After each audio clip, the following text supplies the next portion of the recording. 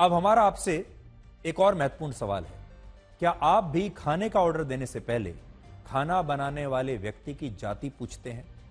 जब से उत्तर प्रदेश और हिमाचल प्रदेश की सरकार ने अपने यहां ढाबे और होटल वालों को अपना नाम और पहचान बताने का आदेश दिया है, तब से हमारे देश में एक नई बहस छिड़ गई है और कहा जा रहा है कि इससे पिछड़ी जाति के लोगों के व्यवसाय पर बुरा असर पड़ेगा, क्योंकि बहुत सारे लोग अब पिछड़ी जाति के लोगों के बारे में पता लगने के बाद उनसे खाना नहीं खरीदेंगे, ऐसे ढाबों पर नहीं जाएंगे, ऐसे रेडी ठेलों पर नहीं जाएंगे, ऐसे होटल्स और रेस्टोरेंट्स में नहीं जाएंगे जहां पर पिछड़ी जाति के लोग या तो खाना बना रहे हैं या खाना परोस रहे हैं या खाना बेच रहे हैं।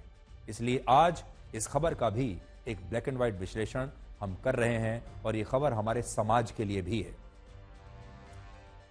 इस खबर को लेकर आज का सबसे बड़ा अपडेट यह है कि कांग्रेस पार्टी के अध्यक्ष मल्लिकार्जुन खड़गे और बाकी शीर्ष नेताओं ने इस फैसले के खिलाफ अपनी नाराजगी जताई है।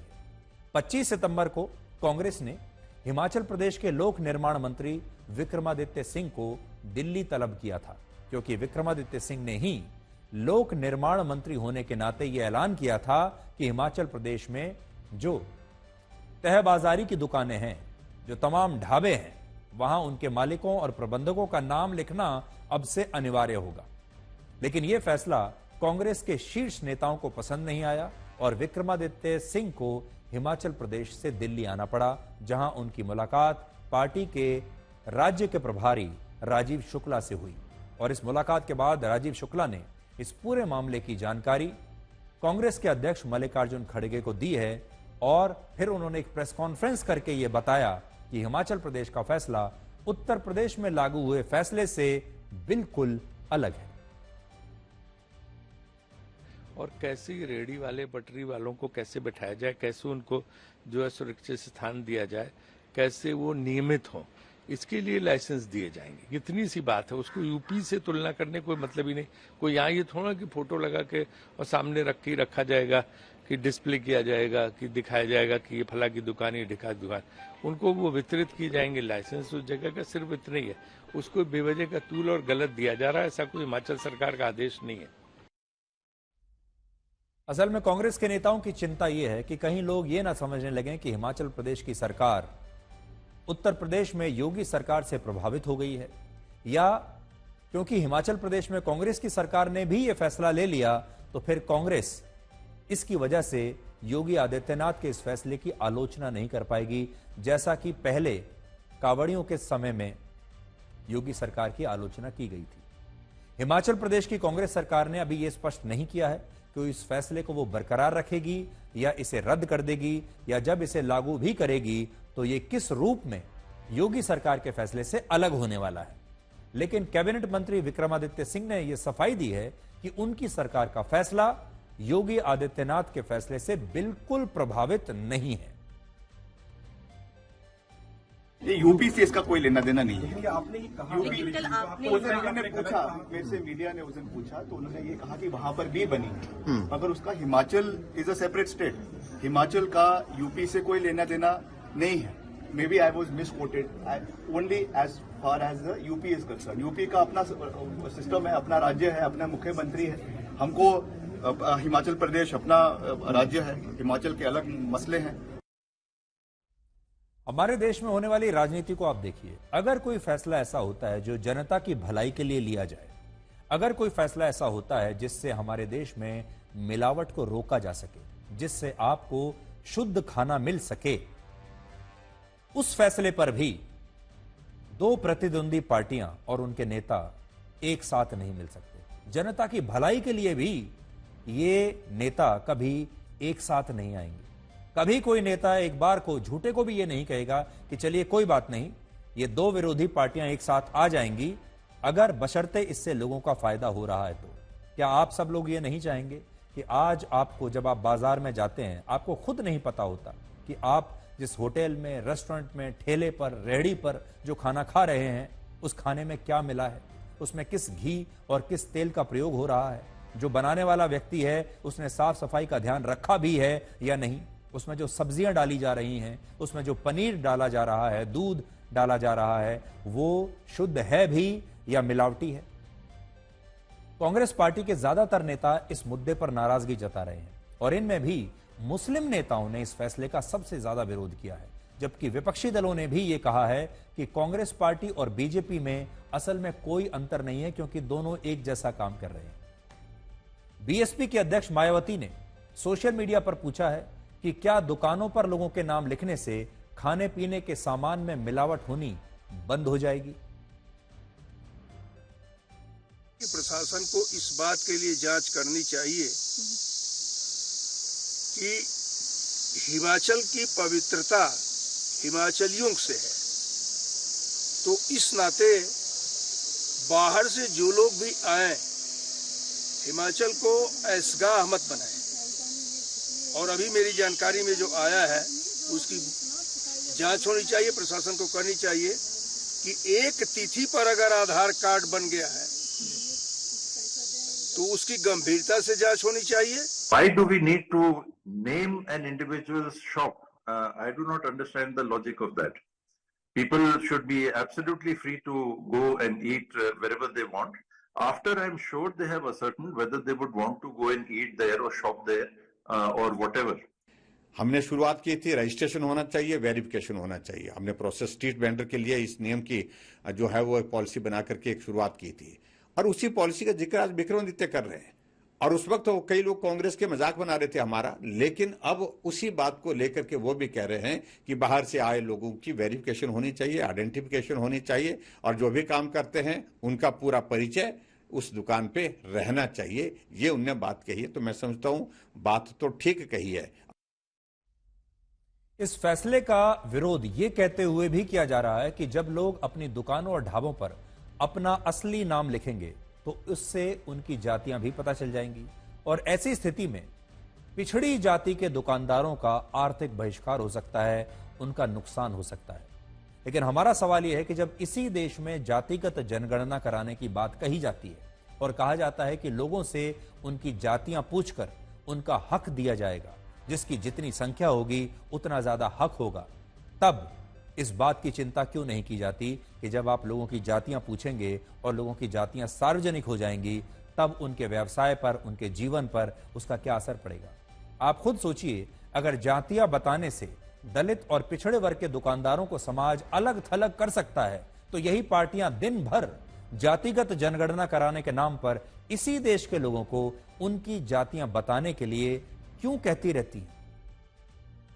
आज बड़ा सवाल यह भी है कि अगर आपको यह पता चले कि खाने पीने की दुकानों और ढाबों के मालिक यहां काम करने वाले लोग पिछड़ी जाति के हैं तो क्या आप इन ढाबों पर खाना खाने के लिए नहीं जाएंगे। ये बहुत महत्वपूर्ण सवाल है जो समाज के हर तबके से आज हम पूछ रहे हैं। अगर आपको आज ये पता चले कि रसोई में जो खाना बना रहा है वो किसी पिछड़ी जाति का है, जो व्यक्ति आपको खाना सर्व कर रहा है वो पिछड़ी जाति का है, आप किसी ठेले पर जाते हैं, रेहड़ी पर जाते हैं, किसी छोटे मोटे ढाबे पर जाते हैं और वहां आपको पता चले कि इसका मालिक जो है वो पिछड़ी जाति का है या वो दलित है, तो क्या आप वहां पर खाना नहीं खाएंगे। ये एक बड़ा सवाल है। इससे भी बड़ा सवाल एक और है कि हमारे देश में किसी भी व्यक्ति को अपना नाम छिपाने की आखिर क्या आवश्यकता है, क्यों छिपाना चाहिए। आप खुद सोचिए, आप बाजार से जब डिब्बे में बंद घी खरीदते हैं या कोई भी और सामान खरीदते हैं, घी खरीदते हैं, तेल खरीदते हैं, खाने पीने का कोई सामान खरीदते हैं, आप कभी ये सोचते हैं कि इस घी को बनाने वाला व्यक्ति या उस घी को उस डिब्बे में पैक करने वाला व्यक्ति किस जाति का था? क्या वो दलित था? क्या वो पिछड़ी जाति का था? ये जो तस्वीर में आप जितना सामान देख रहे हैं, जब आप बाजार से खरीदते हैं, क्या आप कभी ये चेक करते हैं कि ये सामान किसने बनाया है, उसकी जाति क्या थी?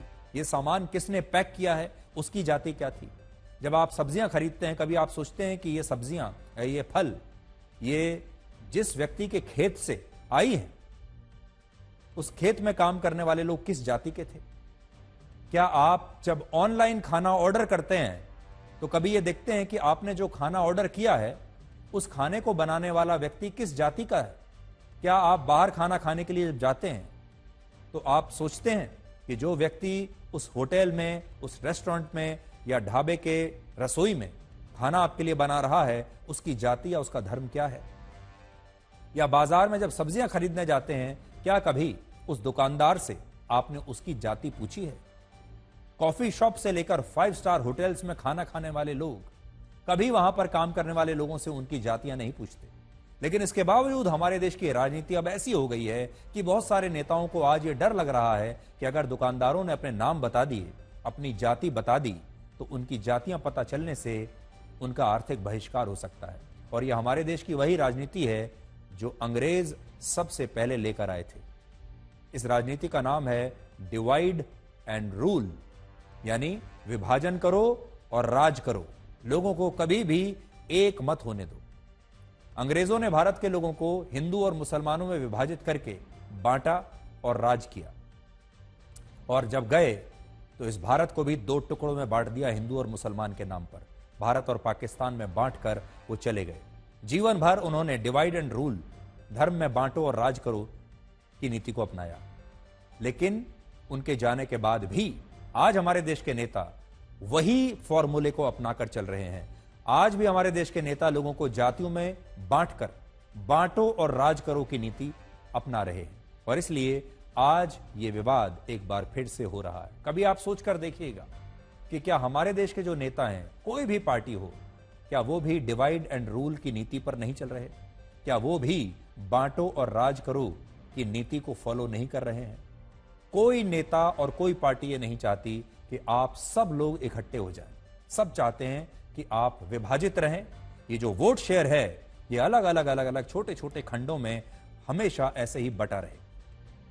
सच्चाई यह है कि आज जब आप किसी होटल में जाते हैं तो वहां खाना बनाने वाले शेफ से लेकर वेटर्स और मैनेजर्स को जब आप मिलते हैं तो उनके शर्ट पर या उनके कोट पर उनके नाम का एक बैज लगा होता है। अगर आप देखें, जब आप किसी बड़े होटल में जाते हैं, किसी 5 स्टार होटल में जाते हैं, तो शेफ का नाम यहां पर लगा होता है, आप पढ़ सकते हैं। जो वेटर आता है उसका नाम भी यहां लगा होता है, जो मैनेजर है उसका नाम भी यहां पर लगा होता है, आप पढ़ सकते हैं कि इनका नाम क्या है। इसी तरह जब आप ऑनलाइन खाना ऑर्डर करते हैं, घर पर मंगवाते हैं, या जब आप ऑनलाइन कैब बुक करते हैं अपनी, तो आपको डिलीवरी बॉय का नाम पता होता है, आपके ऐप पर, आपके फोन पर आ जाता है कि कौन वो डिलीवरी बॉय है, उसका नाम क्या है जो खाना लेकर आ रहा है।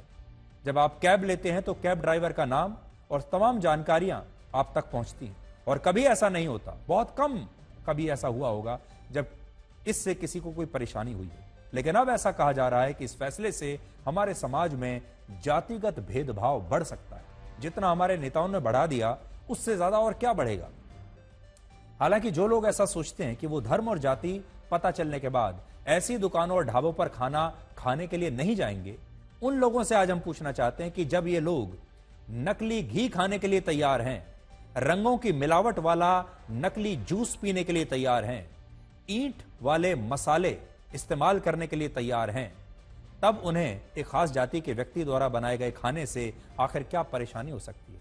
अगर आप जानवरों के फैट वाले नकली बदबूदार घी को खाने के लिए तैयार हैं, अगर आप केमिकल्स वाली सब्जियां खाने के लिए तैयार हैं, जो भी आपके घर में सामान आ रहा है उस नकली खाने को आप खाने के लिए तैयार हैं, नकली दवाइयों के लिए आप तैयार हैं, आप इस चीज के लिए तैयार नहीं है।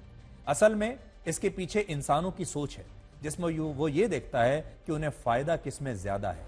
और ये वैसा ही है, आपने देखा होगा हमारे देश में लोगों की सोच कैसी है। जैसे चाय में मक्खी गिरने पर लोग चाय को फेंक देते हैं, और घी में मक्खी गिरने पर उस मक्खी को घी से बाहर फेंक देते हैं। तब घी को नहीं फेंकते, घी से मक्खी को निकालकर फेंकते हैं। लेकिन चाय में मक्खी गिर जाए तो चाय को फेंक देते हैं। यानी इंसान जो है वो घाटा और मुनाफा देखकर अपने सिद्धांतों का ढोंग करता है।